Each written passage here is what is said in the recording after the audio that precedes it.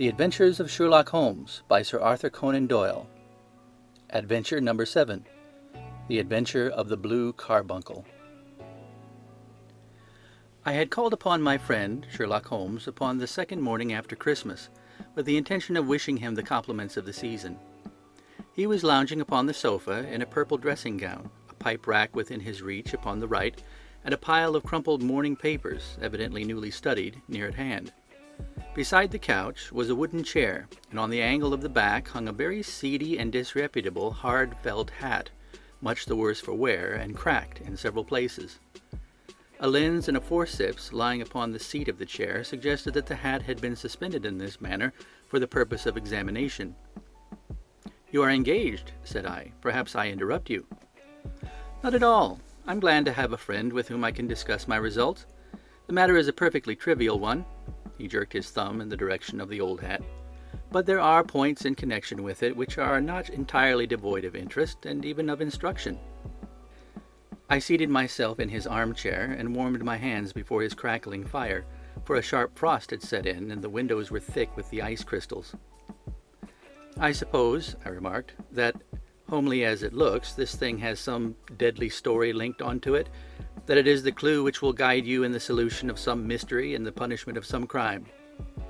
No crime," said Sherlock Holmes, laughing. "Only one of those whimsical little incidents which will happen when you have 4,000,000 human beings all jostling each other within the space of a few square miles. Amid the action and reaction of so dense a swarm of humanity, every possible combination of events may be expected to take place, and many a little problem will be presented which may be striking and bizarre without being criminal. We have already had experience of such." "So much so," I remarked, "that of the last 6 cases which I have added to my notes, 3 have been entirely free of any legal crime." "Precisely. You allude to my attempt to recover the Irene Adler papers, to the singular case of Miss Mary Sutherland, and to the adventure of the man with the twisted lip. Well, I have no doubt that this small matter will fall into the same innocent category. You know Peterson, the commissionaire?"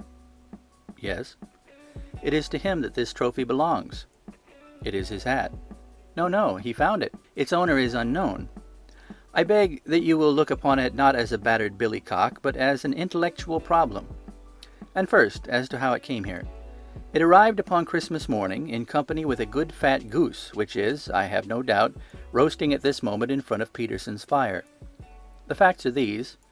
About 4 o'clock on Christmas morning, Peterson, who as you know is a very honest fellow, was returning from some small jollification and was making his way homeward down Tottenham Court Road. In front of him he saw, in the gaslight, a tallish man walking with a slight stagger and carrying a white goose slung over his shoulder. As he reached the corner of Goodge Street, a row broke out between this stranger and a little knot of roughs. One of the latter knocked off the man's hat, on which he raised his stick to defend himself, and swinging it over his head, smashed the shop window behind him. Peterson had rushed forward to protect the stranger from his assailants, but the man, shocked at having broken the window and seeing an official-looking person in uniform rushing towards him, dropped his goose, took to his heels, and vanished amid the labyrinth of small streets which lie at the back of Tottenham Court Road. The roughs had also fled at the appearance of Peterson, so that he was left in possession of the field of battle, and also of the spoils of victory in the shape of this battered hat and a most unimpeachable Christmas goose, which surely he restored to their owner. My dear fellow, there lies the problem. It is true that "For Mrs. Henry Baker" was printed upon a small card which had been tied to the bird's left leg, and it is also true that the initials H.B. are legible upon the lining of this hat. But as there are some thousands of Bakers and some hundreds of Henry Bakers in this city of ours, it's not easy to restore lost property to any one of them. What then did Peterson do? He brought round both hat and goose to me on Christmas morning, knowing that even the smallest problems are of interest to me. The goose we retained until this morning, when there were signs that in spite of the slight frost, it would be well that it should be eaten without unnecessary delay. Its finder has carried it off, therefore, to fulfill the ultimate destiny of a goose, while I continue to retain the hat of the unknown gentleman who lost his Christmas dinner. Did he not advertise? No. Then what clue could you have as to his identity? Only as much as we can deduce. From his hat? Precisely. But you're joking. What can you gather from this old battered felt? Here is my lens. You know my methods. What can you gather yourself as to the individuality of the man who has worn this article?" I took the tattered object in my hands and turned it over rather ruefully.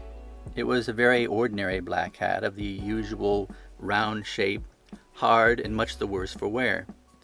The lining had been of red silk, but was a good deal discolored. There was no maker's name, but as Holmes had remarked, the initials H.B. were scrawled upon one side. It was pierced in the brim for a hat securer, but the elastic was missing. For the rest, it was cracked, exceedingly dusty, and spotted in several places, although there seemed to have been some attempt to hide the discolored patches by smearing them with ink. "I can see nothing," said I, handing it back to my friend. "On the contrary, Watson, you can see everything. You fail, however, to reason from what you see. You are too timid in drawing your inferences." "Then pray tell me what it is that you can infer from this hat." He picked it up and gazed at it in the peculiar introspective fashion which was characteristic of him. "It is perhaps less suggestive than it might have been," he remarked. "And yet there are a few inferences which are very distinct, and a few others which represent at least a small balance of probability. That the man was highly intellectual is of course obvious upon the face of it, and also that he was fairly well to do within the last 3 years, although he has now fallen upon evil days. He had foresight, but has less now than formerly, pointing to a moral retrogression, which when taken with the decline of his fortune seems to indicate some evil influence, probably drink, at work upon him. This may account also for the obvious fact that his wife has ceased to love him." "My dear Holmes!" "He has, however, retained some degree of self-respect," he continued, disregarding my remonstrance. "He is a man who leads a sedentary life, goes out little, is out of training entirely, is middle-aged, has grizzled hair which he has had cut within the last few days, and which he anoints with lime cream. These are the more patent facts which may be deduced from his hat. Also, by the way, that it is extremely improbable that he has had gas laid on in his house." "You're certainly joking, Holmes." "Not in the least. Is it possible that even now, when I gave you these results, you are unable to see how they are attained?" "I have no doubt that I am very stupid, but I must confess that I am unable to follow you. For example, how did you deduce that this man was intellectual?" For answer, Holmes clapped the hat upon his head. It came right over the forehead and settled upon the bridge of his nose. "It is a question of cubic capacity," said he. "A man with so large a brain must have something in it." "The decline in his fortunes, then?" "This hat is 3 years old. These flat brims curled at the edge came in then. It is a hat of the very best quality. Look at the band of ribbed silk and the excellent lining. If this man could afford to buy so expensive a hat 3 years ago, and has had no hat since, then he has assuredly gone down in the world." "Well, that is clear enough, certainly. But how about the foresight and the moral retrogression?" Sherlock Holmes laughed. "Here is the foresight," said he, putting his finger upon the little disc and loop of the hat securer. "They are never sold upon hats. If this man ordered one, it is a sign of a certain amount of foresight, since he went out of his way to take this precaution against the wind.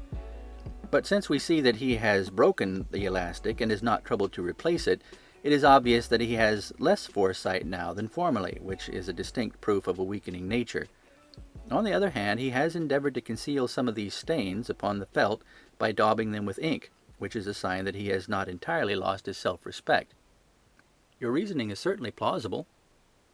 "The further points, that he is middle-aged, that his hair is grizzled, that it has been recently cut, and that he uses lime cream, are all to be gathered from a close examination of the lower part of the lining. The lens discloses a large number of hair ends, clean cut by the scissors of the barber. They all appear to be adhesive, and there is a distinct odor of lime cream. This dust, as you will observe, is not the gritty gray dust of the street, but the fluffy brown dust of the house, showing that it has been hung up indoors most of the time, while the marks of moisture upon the inside are proof positive that the wearer perspired very freely, and could therefore hardly be in the best of training." "But his wife, you said that she had ceased to love him." "This hat has not been brushed for weeks. When I see you, my dear Watson, with a week's accumulation of dust upon your hat, and when your wife allows you to go out in such a state, I shall fear that you also have been unfortunate enough to lose your wife's affection." But he might be a bachelor. Nay, he was bringing home the goose as a peace offering to his wife. Remember the card upon the bird's leg? You have an answer for everything. But how on earth do you deduce that the gas is not laid on in his house? One tallow stain, or even two, might come by chance, but when I see no less than 5, I think that there can be little doubt that the individual must be brought into frequent contact with burning tallow, walks upstairs at night probably, with his hat in one hand and a guttering candle in the other. Anyhow, he never got tallow stains from a gas jet. Are you satisfied? Well, it is very ingenious, said I, laughing. But since, as you said just now, there has been no crime committed and no harm done save the loss of a goose, all this seems to be rather a waste of energy. Sherlock Holmes had opened his mouth to reply when the door flew open, and Peterson, the commissionaire, rushed into the apartment with flushed cheeks and the face of a man who is dazed with astonishment. "The goose, Mr. Holmes! The goose, sir!" he gasped. "Eh? What of it, then? Has it returned to life and flapped off through the kitchen window?" Holmes twisted himself round upon the sofa to get a fairer view of the man's excited face. "See here, sir! See what my wife found in its crop!" He held out his hand and displayed upon the center of the palm a brilliantly scintillating blue stone, rather smaller than a bean in size, but of such purity and radiance that it twinkled like an electric point in the dark hollow of his hand. Sherlock Holmes sat up with a whistle. "By Jove, Peterson," said he, "this is a treasure trove indeed. I suppose you know what you've got." "A diamond, sir! A precious stone! It cuts into glass as though it were putty." "It's more than a precious stone. It's the precious stone." "Not the Countess of Morcar's blue carbuncle!" I ejaculated. "Precisely so. I ought to know its size and shape, seeing that I have read the advertisement about it in the Times every day lately. It is absolutely unique, and its value can only be conjectured, but the reward offered of £1,000 is certainly not within a 20th part of the market price." £1,000! Great Lord a mercy! The commissionaire plumped down into a chair and stared from one to the other of us. "That is the reward, and I have reason to know that there are sentimental considerations in the background which could induce the Countess to part with half her fortune if she could just recover the gem." "It was lost, if I remember aright, at the Hotel Cosmopolitan," I remarked. "Precisely so, on the 22nd of December, just 5 days ago. John Horner, a plumber, was accused of having abstracted it from the lady's jewel case. The evidence against him was so strong that the case has been referred to the assizes. I have some account of the matter here, I believe." He rummaged amid his newspapers, glancing over the dates, until at last he smoothed one out, doubled it over, and read the following paragraph. "Hotel Cosmopolitan Jewel Robbery. John Horner, 26, plumber, was brought up upon the charge of having, upon the 22nd instant, abstracted from the jewel case of the Countess of Morcar the valuable gem known as the blue carbuncle. James Ryder, upper attendant at the hotel, gave his evidence to the effect that he had shown Horner up to the dressing-room of the Countess of Morcar upon the day of the robbery, in order that he might solder the second bar of the grate, which was loose. He had remained with Horner some little time, but had finally been called away. On returning, he found that Horner had disappeared, that the bureau had been forced open, and that the small morocco casket, in which, as it afterwards transpired, the Countess was accustomed to keep her jewel, was lying empty upon the dressing-table. Ryder instantly gave the alarm, and Horner was arrested the same evening. But the stone could not be found, either upon his person or in his rooms. Catherine Cusack, maid of the Countess, deposed to having heard Ryder's cry of dismay on discovering the robbery, and to having rushed into the room where she found matters as described by the last witness. Inspector Bradstreet, B Division, gave evidence as to the arrest of Horner, who struggled frantically and protested his innocence in the strongest terms. Evidence of a previous conviction for robbery having been given against the prisoner, the magistrate refused to deal summarily with the offense, but referred it to the assizes. Horner, who had shown signs of intense emotion during the proceedings, fainted away at the conclusion and was carried out of court. So much for the police court," said Holmes, thoughtfully, tossing aside the paper. "The question for us now to solve is the sequence of events leading from a rifled jewel case at one end to the crop of a goose in Tottenham Court Road at the other. You see, Watson, our little deductions have suddenly assumed a much more important and less innocent aspect. Here is the stone, The stone came from the goose, and the goose came from Mr. Henry Baker, the gentleman with the bad hat and all the other characteristics with which I have bored you. So now we must set ourselves very seriously to finding this gentleman and ascertaining what part he has played in this little mystery. To do this, we must try the simplest means first, and these lie undoubtedly in an advertisement in all the evening papers. If this fail, I have recourse to other methods. What will you say? Give me a pencil and that slip of paper. Now then, found at the corner of Goodge Street, a goose and a black felt hat. Mr. Henry Baker can have the same by applying at 6:30 this evening at 221B Baker Street. That's clear and concise. Very, but will he see it? Well, he is sure to keep an eye on the papers, since to a poor man the loss was a heavy one. He was clearly so scared by his mischance in breaking the window and by the approach of Peterson that he thought of nothing but flight. But since then he must have bitterly regretted the impulse which caused him to drop his bird. And then again, the introduction of his name will cause him to see it, for everyone who knows him will direct his attention to it. Here you are, Peterson. Run down to the advertising agency and have this put in the evening papers. In which, sir? Oh, in the Globe, Star, Pall Mall, St. James, Evening News, Standard, Echo, and any others that occur to you. Very well, sir. And this stone? Ah, yes, I shall keep the stone. Thank you. And I say, Peterson, just buy a goose on your way back and leave it here with me, for we must have one to give to this gentleman in place of the one which your family is now devouring. When the commissionaire had gone, Holmes took up the stone and held it against the light. It's a bonny thing, said he. Just see how it glints and sparkles. Of course, it is a nucleus and focus of crime. Every good stone is. They are the devil's pet baits. In the larger and older jewels, every facet may stand for a bloody deed. This stone is not yet 20 years old. It was found in the banks of the Amoy River in southern China, and is remarkable in having every characteristic of the carbuncle, save that it is blue in shade instead of ruby red. In spite of its youth, it has already a sinister history. There have been 2 murders, a vitriol throwing, a suicide, and several robberies brought about for the sake of this 40-grain weight of crystallized charcoal. Who would ever think that so pretty a toy could be a purveyor of the gallows and the prison? I'll lock it up in my strong box now, and drop a line to the Countess to say that we have it. Do you think that this man Horner is innocent? I cannot tell. Well then, do you imagine that this other one, Henry Baker, had anything to do with the matter? It is, I think, much more likely that Henry Baker is an absolutely innocent man who had no idea that the bird which he was carrying was of considerable more value than if it were made of solid gold. That, however, I shall determine by a very simple test if we have an answer to our advertisement. And you can do nothing till then? Nothing. In that case, I shall continue my professional round.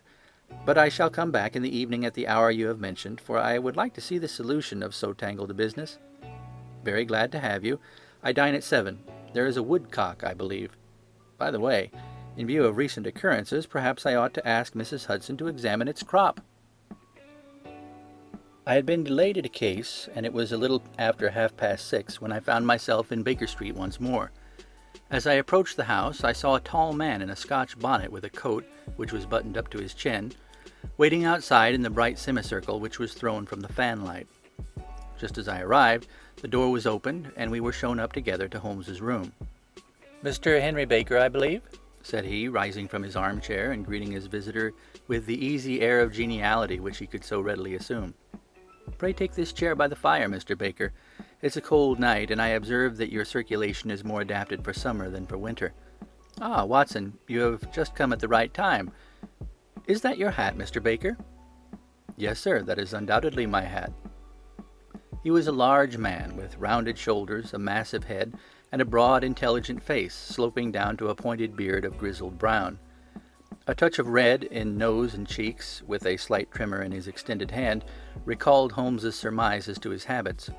His rusty brown frock coat was buttoned right up in front, with the collar turned up, and his lank wrists protruded from his sleeves without a sign of cuff or shirt. He spoke in a slow staccato fashion, choosing his words with care, and gave the impression generally of a man of learning and letters who had had ill usage at the hands of fortune. "We have retained these things for some days," said Holmes, "because we expected to see an advertisement from you giving your address. I am at a loss to know now why you did not advertise." Our visitor gave a rather shamefaced laugh. "Shillings have not been so plentiful with me as they once were," he remarked. "I had no doubt that the gang of roughs who assaulted me had carried off both my hat and the bird. I did not care to spend more money in a hopeless attempt to recover them." "Very naturally. By the way, about the bird, we were compelled to eat it." "To eat it?" Our visitor half rose from his chair in his excitement. "Yes, it would have been no use to anyone had we not done so. But I presume that this other goose upon the sideboard, which is about the same weight and perfectly fresh, will answer your purpose equally well?" "Oh, certainly, certainly," answered Mr. Baker with a sigh of relief. "Of course, we still have the feathers, legs, crop, and so on of your own bird, so if you wish—" The man burst into a hearty laugh.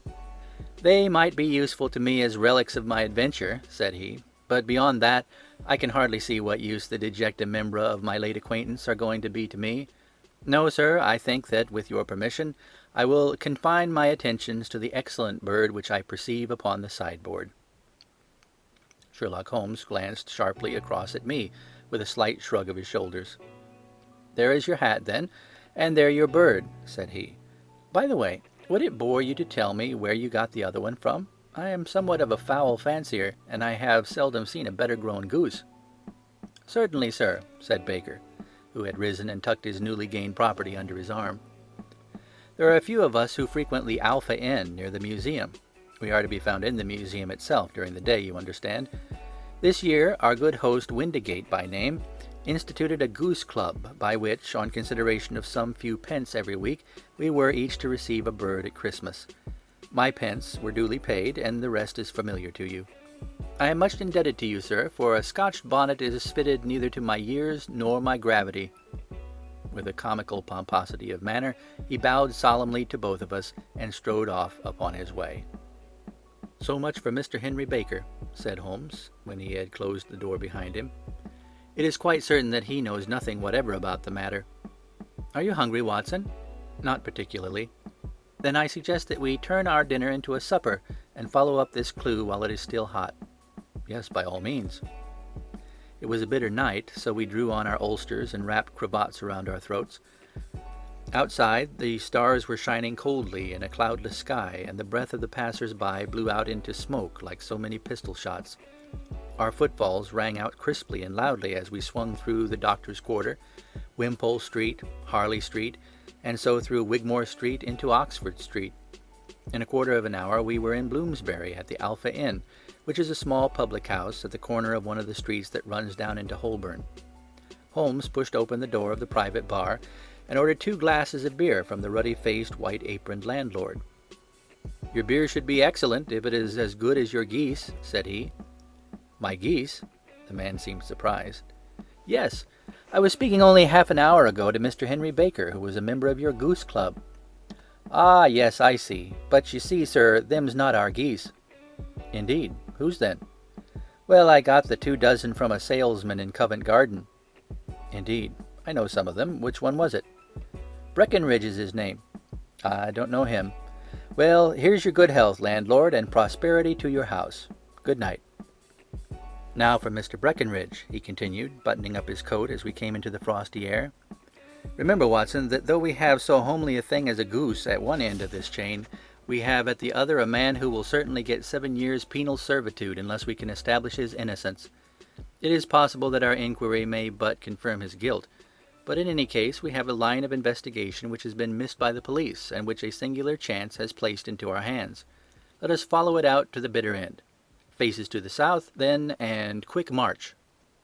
We passed across Holborn, down Indal Street, and so through a zigzag of slums to Covent Garden Market. One of the largest stalls bore the name of Breckenridge upon it, and the proprietor, a horsey-looking man with a sharp face and trim side-whiskers, was helping a boy to put up the shutters. "Good evening. It's a cold night," said Holmes. The salesman nodded and shot a questioning glance at my companion. "Sold out of geese, I see," continued Holmes, pointing at the bare slabs of marble. "Let you have 500 tomorrow morning." "That's no good." "Well, there are some on the stall with the gas flare." "Ah, but I was recommended to you." "Who by?" "The landlord of the Alpha." "Oh, yes, I sent him a couple of dozen." "Fine birds they were, too. Now, where did you get them from?" To my surprise, the question provoked a burst of anger from the salesman. "Now then, mister," said he, with his head cocked and his arms akimbo, "what are you driving at? Let's have it straight now." "It's straight enough. I should like to know who sold you the geese which you supplied to the Alpha." "Well, then, I shan't tell you. So now." "Oh, it's a matter of no importance, but I don't know why you should be so warm over such a trifle." "Warm? You'd be as warm, maybe, if you were pestered as I am. When I pay good money for a good article, there should be an end to the business. But it's where are the geese, and who did you sell the geese to, and what will you take for the geese? One would think they are the only geese in the world to hear the fuss that's made over them." "Well, I have no connection with any other people who have been making inquiries," said Holmes carelessly. "If you won't tell us, the bet's off, that's all. But I'm always ready to back my opinion on a matter of fowls, and I have a fiver on it that the bird I ate is country bred." "Well, then, you've lost your fiver, for it's town bred," snapped the salesman. "It's nothing of the kind." "I say it is." "I don't believe it." "Do you think you know more about fowls than I, who have handled them ever since I was a nipper? I tell you all those birds that went to the Alpha were town bred." "You'll never persuade me to believe that." "Will you bet, then?" "It's merely taking your money, for I know that I am right. But I'll have a sovereign on with you, just to teach you not to be obstinate." The salesman chuckled grimly. "Bring me the books, Bill," said he. The small boy brought round a small thin volume and a great greasy-backed one, laying them out together beneath the hanging light. "Now then, Mr. Cocksure," said the salesman, "I thought that I was out of geese, but before I finish you'll find that there's still one left in my shop. You see this little book? Well, that's the list of the folk from whom I buy. Do you see? Well then, here on this page are the country folk, and the numbers after the names are where their accounts are in the big ledger. Now then, you see this other page in red ink? Well, that's a list of my town suppliers. Now look at that third name. Just read it out to me." "Mrs. Oakshott, 117 Brixton Road, 249, read Holmes. "Quite so. Now, turn that up in the ledger." Holmes turned to the page indicated. "There you are. Mrs. Oakshott, 117 Brixton Road, egg and poultry supplier. Now then, what's the last entry?" "December 22nd, 24 geese at 7 shillings 6 pence. "Quite so. There you are. And underneath? Sold to Mr. Windigate of the Alpha at 12 shillings. What do you have to say now?" Sherlock Holmes looked deeply chagrined. He drew a sovereign from his pocket and threw it down upon the slab, turning away with the air of a man whose disgust is too deep for words. A few yards off, he stopped under a lamp-post and laughed in the hearty, noiseless fashion which was peculiar to him. "When you see a man with whiskers of that cut and the pink 'un protruding out of his pocket, you can always draw him by a bet," said he. "I dare say that if I had put £100 down in front of him, that man would not have given me such complete information as was drawn from him by the idea that he was doing me on a wager. Well, Watson, we are, I fancy, nearing the end of our quest, and the only point which remains to be determined is whether we should go on to this Mrs. Oakshott tonight, or whether we should reserve it for tomorrow. It is clear from what that surly fellow said that there are others besides ourselves who are anxious about this matter, and I should—" His remarks were suddenly cut short by a loud hubbub which broke out from the stall which we had just left. Turning round, we saw a little rat-faced fellow standing in the center of the circle of yellow light which was thrown by the swinging lamp, while Breckenridge, the salesman, framed in the door of his stall, was shaking his fists fiercely at the cringing figure. "I've had enough of you and your geese," he shouted. "I wish you were all at the devil together. If you come pestering me any more with your silly talk, I'll set the dog at you. You bring Mrs. Oakshott here, and I'll answer to her, but what do you have to do with it? Did I buy the geese off you?"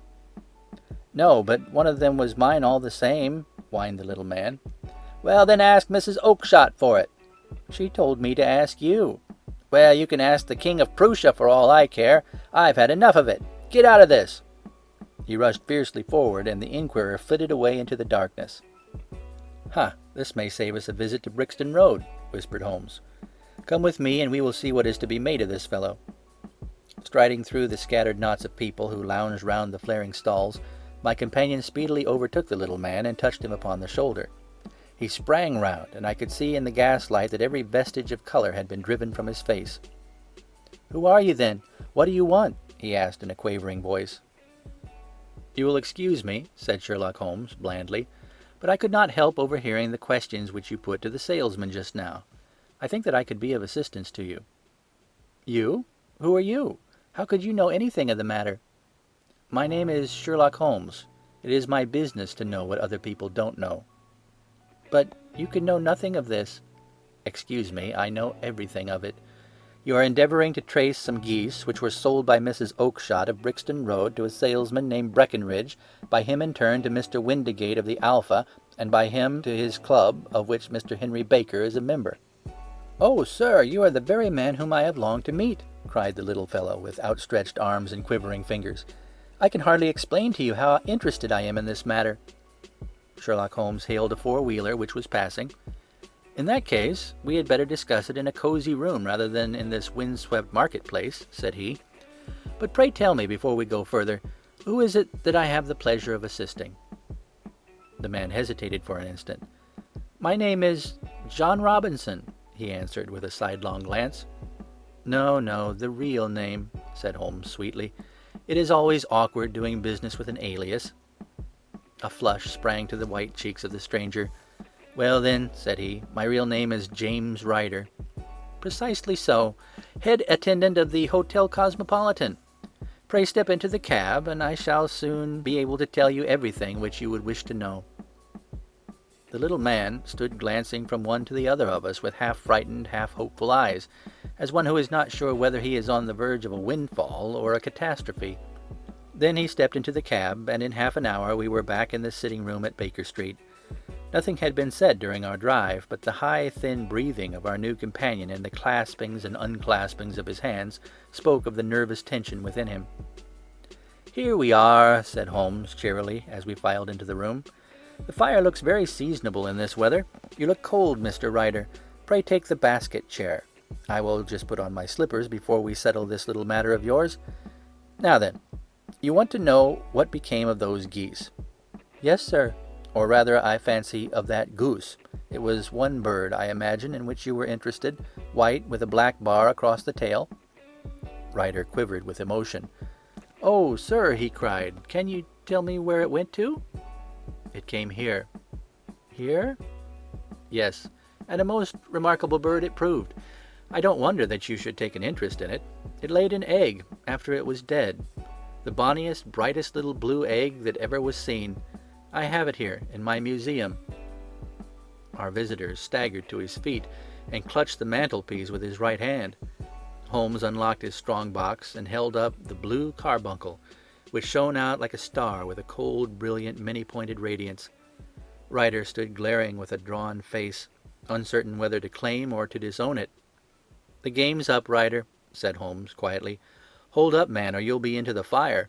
Give him an arm back into his chair, Watson. He's not got blood enough to go in for felony with impunity. Give him a dash of brandy. So.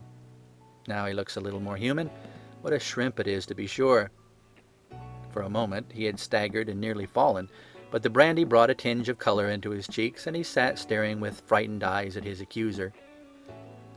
"I have almost every link in my hands, and all the proofs which I could possibly need, so there is little which you need tell me. Still, that little may as well be cleared up to make your case complete. You had heard, Ryder, of this blue stone of the Countess of Morcar's?" "It was Catherine Cusack who told me of it," said he in a crackling voice. "I see, her ladyship's waiting-maid. Well, the temptation of sudden wealth so easily acquired was too much for you, as it has been for better men before you. But you were not very scrupulous in the means you used. It seems to me, Ryder, that there is the making of a very pretty villain in you. You knew that this man Horner, the plumber, had been concerned in some such matter before, and that suspicion would rest more readily upon him. What did you do then? You made some small job in my lady's room, you and your confederate Cusack, and you managed that he should be the man sent for.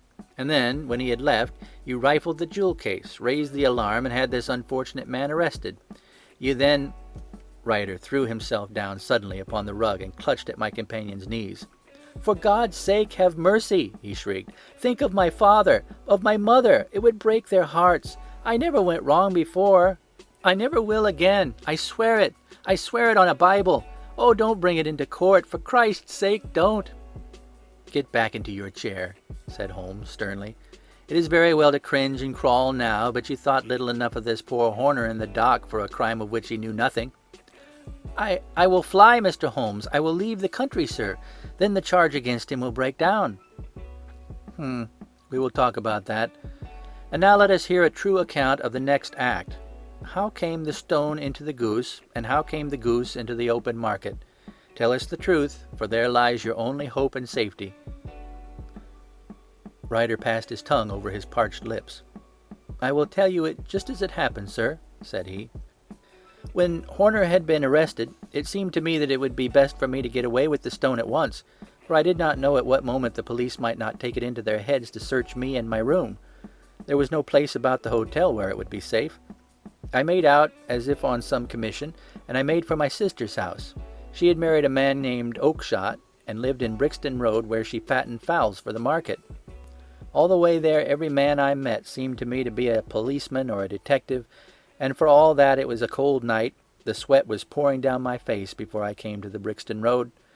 My sister asked me what was the matter, and why I was so pale, but I told her that I had been upset by the jewel robbery at the hotel. Then I went back into the backyard and smoked a pipe and wondered what would be the best to do. I had a friend once, called Maudsley, who went to the bad and had just been serving his time in Pentonville. One day he had met me and fell into talk about the way of thieves and how they could get rid of what they stole. I knew that he would be true to me, for I knew one or two things about him, so I made up my mind to go right on to Kilburn, where he lived, and take him into my confidence. He would show me how to turn the stone into money, but how to get to him in safety. I thought of the agonies I had gone through in coming from the hotel. I might at any moment be seized and searched, and there would be the stone in my waistcoat pocket. I was leaning against the wall at the time, and looking at the geese which were waddling about round my feet, and suddenly an idea came into my head which showed me how I could beat the best detective that ever lived. My sister had told me some weeks before that I might have the pick of her geese for a Christmas present, and I knew that she was always as good as her word. I could take my goose now, and in it I would carry my stone to Kilburn. There was a little shed in the yard, and behind this I drove one of the birds, a fine big one, white with a barred tail. I caught it, and prizing its bill open, I thrust the stone down its throat as far as my finger could reach. The bird gave a gulp, and I felt the stone pass along its gullet and down into its crop. But the creature flapped and struggled, and out came my sister to know what was the matter.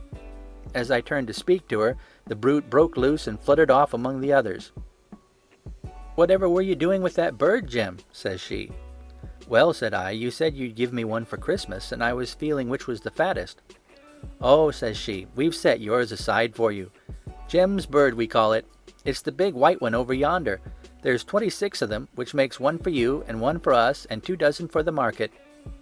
"Thank you, Maggie," says I, "but if it's all the same to you, I'd rather have that one I was handling just now." "The other is a good 3 pounds heavier," said she, "and we fattened it expressly for you." "Never mind, I'll have the other, and I'll take it now," said I. "Oh, just as you like," said she, a little huffed. "Which is it you want, then?" "That white one, with the barred tail, right in the middle of the flock." "Oh, very well. Kill it and take it with you." Well, I did what she had said, Mr. Holmes, and I carried the bird all the way to Kilburn. I told my pal what I had done, for he was a man that it was easy to tell a thing like that to. He laughed until he choked, and we got a knife and opened the goose. My heart turned to water, for there was no sign of the stone, and I knew that some terrible mistake had occurred. I left the bird, rushed back to my sister's, and hurried into the backyard. There was not a bird to be seen there. "Where are they all, Maggie?" I cried. "Gone to the dealers, Jem." "Which dealers?" "Breckenridge, of Covent Garden." "But was there another with a barred tail?" I asked, "the same as the one I chose?" "Yes, Jem, there were 2 barred-tailed ones, and I could never tell them apart." Well, then, of course, I saw it all, and I ran off as hard as my feet would carry me to this man Breckenridge. But he had sold the lot at once, and not one word would he tell me as to where they had gone. You heard him yourselves tonight. Well, he has always answered me like that. My sister thinks that I'm going mad. Sometimes I think that I am myself. And now I am myself a branded thief, without ever having touched the wealth for which I sold my character. God help me! God help me!" He burst into convulsive sobbing, with his face buried in his hands. There was a long silence, broken only by his heavy breathing and by the measured tapping of Sherlock Holmes's fingertips upon the edge of the table. Then my friend rose and threw open the door. "Get out," said he. "What, sir?" "Oh, heaven bless you! No more words. Get out." And no more words were needed. There was a rush, a clatter upon the stairs, the bang of a door, and the crisp rattle of running footfalls from the street. "After all, Watson," said Holmes, reaching up his hand for his clay pipe, "I am not retained by the police to supply their deficiencies. If Horner were in danger it would be another thing, but this fellow will not appear against him, and the case must collapse. I suppose that I am commuting a felony, but it is just possible that I am saving a soul. This fellow will not go wrong again. He is too terribly frightened. Send him to gaol now, and you make him a gaol bird for life. Besides, it's the season of forgiveness. Chance has put in our way a most singular and whimsical problem, and its solution is its own reward. If you will have the goodness to touch the bell, Doctor, we will begin another investigation, in which also a bird will be the chief feature." End of The Adventure of the Blue Carbuncle.